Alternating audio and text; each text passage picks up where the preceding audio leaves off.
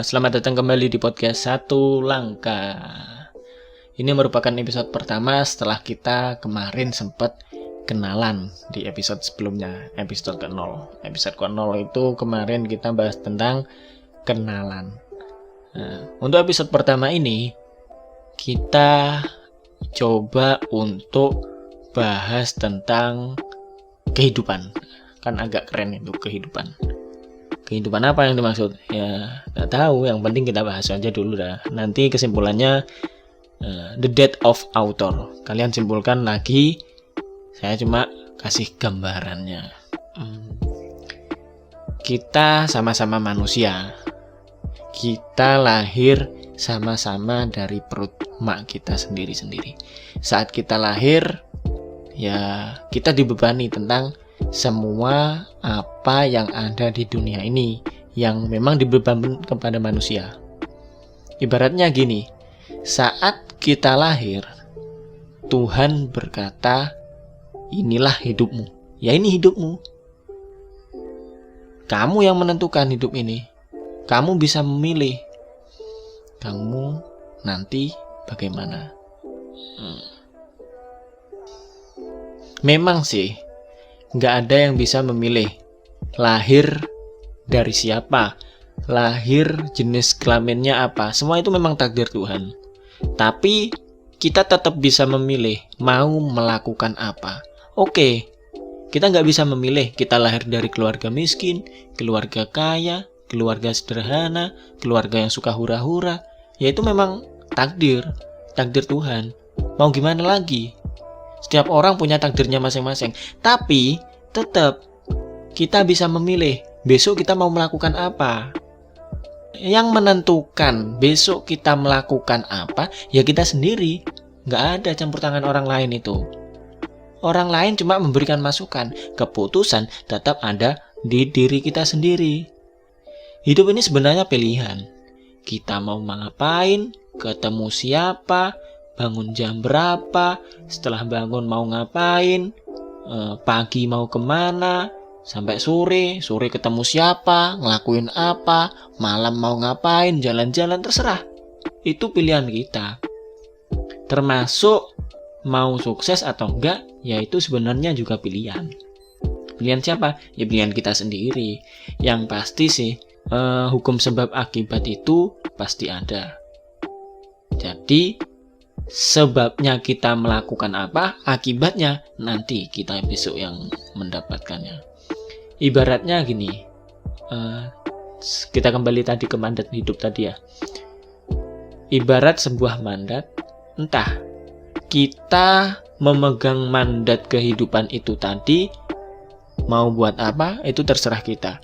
Mau kita gunakan sebagai pendorong, tanggung jawab diri kita ini untuk menjadi lebih baik lagi, untuk membawa kita menjadi lebih maju, atau mandat tadi itu cuma kita buat pajangan terus dimasukkan ke kantong baju. Kedua itu sebenarnya kan sama-sama mandat.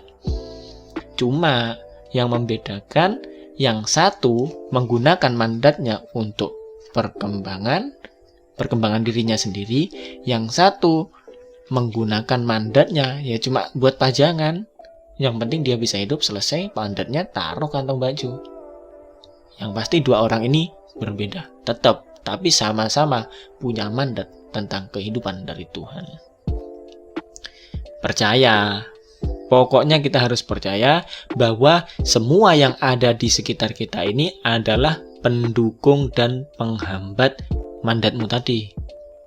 Sekarang apa bedanya pendukung dan penghambat mandat? Ya kalau menurutku sih itu nggak ada bedanya. Yang menentukan apa dan siapa itu sebenarnya pendukung dan penghambat ya diri kita sendiri. Pikiran kita yang menentukan hal tersebut. Selama kita berpikir bahwa orang lain adalah penghambat, ya selama itu kita akan merasa terhambat. Tapi kalau kita mampu merubah sudut pandang kita bahwa semua yang ada di sekitar ini adalah pendukung kita, maka dari itu kita akan merasa terdukung dengan apapun yang ada di di sekitar kita ini. Contoh sederhana seperti ini. Saat kita berlari, kita enak, kenceng lari, ngerasa jalannya lurus-lurus aja. Padahal di depan ada batu yang gak kelihatan sama mata kita. Kita tersandung dengan batu tersebut, kita kesandung batu tadi, kita jatuh. Secara spontan, pasti kita merasa bahwa batu tadi itu penghambat kita untuk lari. Tapi, kalau kita mau merubah sedikit saja pola pikir kita, merubah sedikit saja sudut pandang kita tentang batu tadi, semua akan berubah. Kalau kita tadi nggak merasa terhambat, langsung kita ubah bahwa batu tadi itu sebenarnya pendukung. Pendukung untuk apa? Untuk kita berlari kalau ada rintangan, melompat. Batu kecil tadi itu mengajarkan kita bahwa setiap di jalan pasti ada rintangan. Maka dari itu kita harus belajar melompat. Ibaratnya ya kayak gitu tadi. Ada penjegal. Nah, penjegal itu yang akan menjadikan kita menjadi satu hal yang lebih tangguh. Memang orang itu sebenarnya ya perlu dijegal terlebih dahulu biar bisa jalan sambil menghindari jegalan tadi itu. Kalau kita pasrah dengan jegalan tadi itu, ya kita jatuh terus. Tapi kalau kita bisa belajar dari pengalaman pertama saat kita jatuh pertama kali, ke depannya kita akan menjadi lebih baik lagi. Kita bisa menghindari hal-hal yang tadi itu. Supaya apa? Supaya diri kita menjadi lebih tangguh. Pokoknya kita harus percaya bahwa diri ini hebat. Hebatnya apa? Contoh lagi deh. Dulu saat kita kecil, bayi, kita belum bisa jalan. Terus usia sekitar 1-2 tahun, kita belajar berjalan.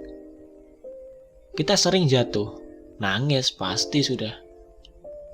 Luka. Kalau ibarat orang Jawa bilangnya bundas. Ya, kepalanya merah-merah gara-gara jatuh belajar berjalan. Itu pasti, semua orang mengalami seperti itu. Kamu, aku, semuanya. Tapi, kalau saat itu kita nyerah, saat belajar berjalan kita menyerah, gak mau belajar lagi karena takut jatuh yang sama, sampai sekarang kita gak akan berjalan. Tapi faktanya apa? Kita sekarang bisa berjalan. Dulu berarti kita gak ada yang menyerah. Kalau dulu kita gak menyerah, kenapa sekarang kita harus menyerah? Manfaatnya apa? Dulu kita nggak tahu manfaatnya. Yang penting kita pengen bisa jalan. Manfaatnya apa? Sekarang kita bisa memetik hikmahnya. Bahwa kita bisa jalan saat dulu kecil kita belajar berjalan meskipun itu jatuh. Begitu juga dengan cita-cita. Konteksnya kalau kecil seperti itu, kalau besar pola pikirnya berubah. Yang dipikir adalah cita-cita. Nah, jadi ingat, ini harus benar-benar dikasih garis bawah. Harus benar-benar digarisbawahi. Setiap orang kita harus punya visi yang tetap biar bisa mencapai goal kita. Ya, kalau nggak goal, giring lagi bolanya, umpan ke temannya, tarik lagi, kita tendang, kita shoot ke sudut gawang yang pas sehingga kita bisa mencapai gol dan memenangkan pertandingan. Itu saja dari saya. Selamat malam dan sampai jumpa di podcast Satu Langkah episode selanjutnya.